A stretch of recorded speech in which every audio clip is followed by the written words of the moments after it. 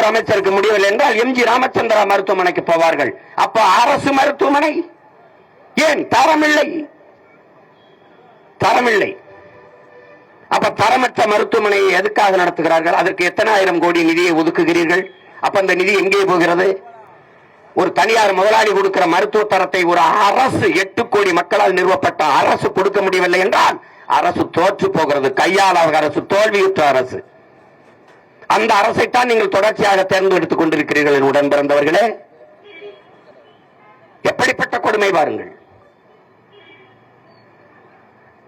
இவ்வளவு ஒவ்வொன்றையும் பாருங்க. எதையாவது ஒன்று ஒரு நலத்திட்டத்தை நிறைவேற்றிருக்கிறதா? பிறகு எப்படி இந்த 10 லட்சம் கோடி கடன் வந்தது? இந்த 5000 ரூபாய் வங்கி கணக்கிலே போட்டதில் மட்டும் 6800 கோடி இழக்கிறார்கள். எப்படி இந்த 6800 கோடி எப்படி எடுப்பார்கள்?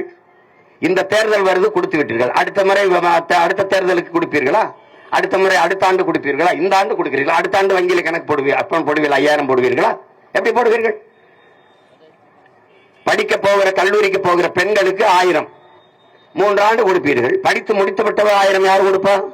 அப்ப அந்த 1000 ரூபாய்க்கு என்ன கொடுக்கணும்? வேலை கொடுக்கணும். அதுக்கு திட்டம் இருக்கா? இல்லை. அப்ப எதை நோக்கி இந்த நாடை நகர்த்தி கொண்டு போகிறார்கள்? நாடெங்கிலும் மது, சகிக்க முடியாத மது, திரவ போதை, திடப்போதை, கஞ்சா, அவின், கொக்கைன், இப்படி பல திடப்போதை, திரவ போதை, சாராயம், விஸ்கி, ரம், பீர், பிராண்டி என்று போதை அரசு விற்கிறது. அரசு அங்கீகரித்து விற்கிறது. கஞ்சா, கொக்கைன் இதெல்லாம் விற்பது அரசுக்கு தெரியாதா? இவர்களால் தடுக்க முடியாதா? நாடெங்கிலும் கொலை, கொள்ளை. 6 வயது குழந்தையும் வன்புணர்வு செய்து கொல்லப்படுகிறாள். 60 வயசு அம்மாவும் வன்புணர்வு செய்து கொல்லப்படுகிறாள். 17 வயசு பிள்ளை, படிக்க போற பிள்ளையும் வன்புணர்வு செய்து கொல்லப்படுகிறாள். வீட்டை விட்டு ஒருவன் வெளியே வர முடியுமா என்ற பாதுகாப்பற்ற சூழல். நடுச்சாலையில் வச்சு வெட்டி எறிகிறான்.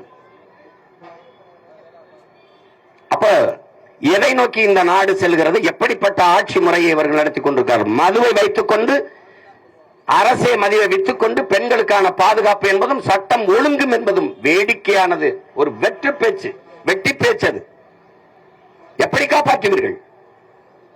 குற்றம் செய்கிற, குற்றச்செயலில் ஈடுபடுகிற 95 பேருக்கு மேலே நிறைந்த போதையில் இருக்கிறான். ஒன்னு திடப்போதை அல்லது திரவ போதையில் தான் செய்கிறான். தன்னை மறந்த நிலையில் இவ்வளவு குற்றங்களையும் செய்கிறான். இந்த நாடே ஒரு குற்ற சமூகமாக மாறி நிறுத்தப்பட்டிருக்கிறது.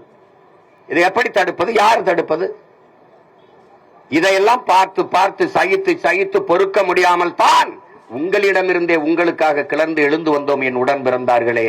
எப்படியாவது இந்த நிலையை மாற்ற வேண்டும் என்று இவர்களுக்கெல்லாம் எதையாவது கொடுத்து, மிக்சி கொடுத்து, கிரைண்டர் கொடுத்து, அண்டா கொடுத்து, பரிசு பட்டி கொடுத்து, சிலிண்டர் கொடுத்து, எதையாவது கொடுத்து உங்களை ஏமாற்ற வேண்டும் நினைக்கிறார்கள். இந்த நிலையிலிருந்து எப்படியாவது என் மக்களை மாற்ற வேண்டும் என்று நினைக்கிறோம். இது ரெண்டுக்கும் தான் இந்த தேர்தலிலே போட்டி. இவ்வளவு பிரச்சனைகள் இந்த நாடு எதிர்கொள்கிற எல்லா பிரச்சனையும் தந்தது இவர்கள். இதை தீர்க்க வேண்டும் என்று வந்தவர்கள் நாங்கள். 2 பேருக்கும் தான் இந்த தேர்தலிலே போட்டி. அவர்கள் வாக்குக்கு காசு கொடுப்பார்கள். நாங்கள் பணத்துக்கு வாக்கு, நம் இனத்துக்கு தூக்கு என்ற கொள்கையை கொண்டவர்கள். காசை வாங்கி கொண்டு வாக்கு போடுவது என்பது அவமானகரமானது. மதிப்புமிக்க நம் உரிமையை சில ரொட்டி துண்டுகளுக்காக விற்பது என்பது உலகில் அவமானகரமானது என்கிறார் அண்ணல் அம்பேத்கர் அவர்கள். வாக்குக்கு காசு கொடுப்பவன் பாவி, அந்த காசை வாங்கி கொண்டு ஓட்டு போடுவன் தேச துரோகி என்கிறார் நம்முடைய தெய்வ திருமகன் தாத்தா முத்துராமலிங்க தேவர் அவர்கள். பேரறிஞர் அண்ணா அவர்கள் தங்கத்தை யாராவது தவிட்டிற்கு விற்பானா என்று கேட்கிறார்கள்.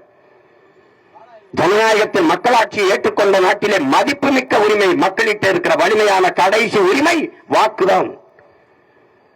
அதை விற்பது என்பது எவ்வளவு பெரிய தன்மான இழப்பு, எவ்வளவு பெரிய உரிமை இழப்பு. அறிவார்ந்த தமிழ் சமூக மக்கள் சிந்திக்க வேணாமா? என் அன்பு சொந்தங்கள், ஒருவன் வாக்குக்கு காசு கொடுக்கிற இடத்தில் தான் ஊழல் லஞ்சத்திற்கான விலை ஊண்டப்படுகிறது என்பதை நீங்கள் புரிந்து கொள்ள வேண்டும். அந்த இடத்திலே ஒரு முதலீடு செய்கிறான், ஒருவன் முதலீடு செய்கிறான், 30 கோடி முதலீடு செய்கிறான். இப்ப இந்த திருத்தணி தொகுதியிலே போட்டியிடுவோம், 25 கோடி 30 கோடி செய்கிறான். ஒரு ஓட்டுக்கு 500 1000 என்றால் 30 கோடி முதலீடு செய்கிற ஒரு முதலாளி லாப தேவைக்கு முதலீடு செய்வானா, மக்கள் சேவைக்கு முதலீடு செய்வானா என்பதை அறிவார்ந்த என் அன்பு சொந்தங்கள் சிந்தித்து பார்க்கணும். அந்த இடத்திலே வாக்குக்கு காசு கொடுக்கிற இடத்திலே சேவை என்கிற சொல் செத்து விழுகிறது, லாப தேவை என்கிற சொல் பிறந்து விழுந்துகிறது, எழுந்துகிறது.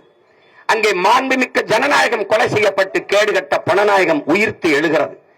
பணம் இருக்கிறவன் தான் அரசியல் செய்ய முடியும் என்ற நிலை உருவாகுமானாலே அன்பு மக்களே, இந்த நாட்டில் முதலாளிகளுக்கான அதிகாரம் தான் கட்டமைக்கப்படும். உழைக்கும் அடித்தட்டு மக்கள் 5 விழுக்காட்டு முதலாளிகளுக்கான அதிகாரம். அப்ப 95 விழுக்காட்டு மக்கள், உழைக்கும் மக்கள், பாட்டாளி மக்கள், இவர்களுக்கான அதிகாரம் எங்கே? எங்கே மக்களாட்சி?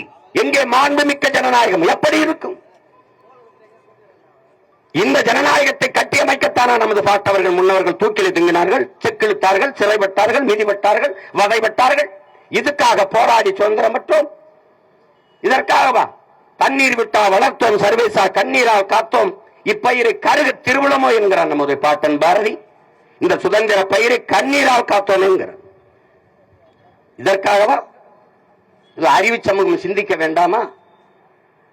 சாதி சொல்லி, மதம் சொல்லி, பணம் கொடுத்து, சாதி அரசியலானால் எங்கே இருக்கும் சகோதரத்துவம், சமத்துவம்?